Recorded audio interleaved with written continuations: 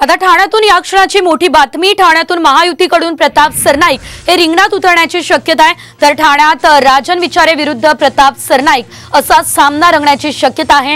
ही माहिती साम टीव्हीला विश्वसनीय सूत्रांनी दिली आहे। लवकरच तिकिटाची घोषणा होण्याची देखील शक्यता सध्या व्यक्त केली जाते। ठाण्यातील शिवसेनेचे आमदार प्रताप सरनाईक यांना ठाणे लोकसभेसाठी उमेदवारी मिळण्याची शक्यता आहे। पण अंतिम निर्णय युतीमधील प्रमुख घेणार आहे। प्रताप सरनाईक हे मागील 15 वर्षांपासून ठाणे लोकसभा क्षेत्रातील ओवाळ माजिवडा मतदारसंघाचे प्रतिनिधित्व करताय। सरनाईक यांना उमेदवारी दिली तर विचारे यांच्याबरोबर सरळ लढत होणार आहे आणि येत्या 2 दिवसात नावाची घोषणा देखील होणार आहे। अधिकचे अपडेट घेऊयात आमचे प्रतिनिधी विकास काटे यांच्याकडून। विकास, आपण बघतोय ठाण्यामध्ये आता प्रताप सरनाईक यांना उमेदवारी मिळण्याची शक्यता आहे। सविस्तर माहिती या संदर्भात।